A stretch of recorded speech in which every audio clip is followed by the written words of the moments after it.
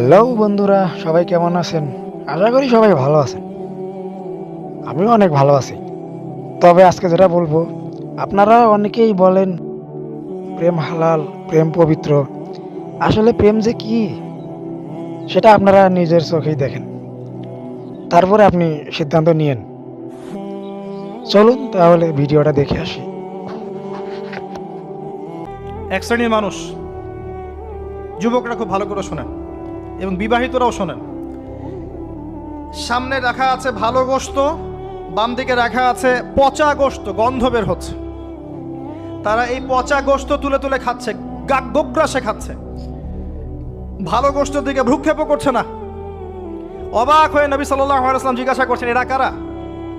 তাকে বলা হচ্ছে, এরা আপনার উম্মতের সেই সব ব্যক্তি যাদের ঘরে পবিত্র স্বামী ছিল, বাইরে অন্য পরপুরুষের সাথে প্রেম করেছে, যাদের ঘরে পবিত্র স্ত্রী ছিল, বাইরে পরকিয়া করেছে।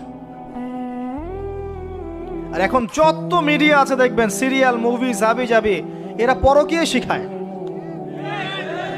জেনা এবং পরকিয়া শিখায়। খেয়াল করে দেখবেন, একটা ছেলে মেয়ের অবাধ মেলামেশা, হারাম মেলামেশাকে এমনভাবে উপস্থাপন করা হয়, মনে হয় এটা একটা পবিত্র ইবাদত মনে হয়, এবং বোঝানো হয় যে প্রেম তো পবিত্র। পবিত্র প্রেমে কি সমস্যা?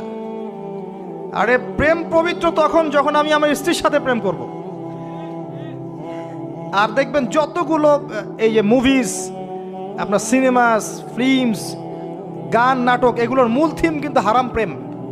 অল্প কিছু আউট অফ অন্য অন্য থিমের মধ্যে আছে।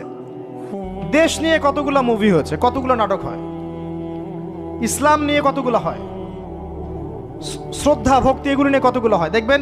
আর এই যে অন্য কান্ট্রির যে সংস্কৃতিগুলো ঢুকেছে, এগুলোর মূল থিম দেখবেন পরকিয়া করাচ্ছে, পরকিয়া শেখায়, বেহায়াপনা শেখায়, কিভাবে শাশুড়ির সাথে ঝগড়া করতে হবে, কিভাবে বউ রেখে আরেকটারে প্রেম করতে হবে, বউকে কেমন করে ব্লাফ দেওয়া যায়, এদিকে স্বামীরা ব্লাফ কেমন করে দেওয়া যায়, এগুলোই শেখায়।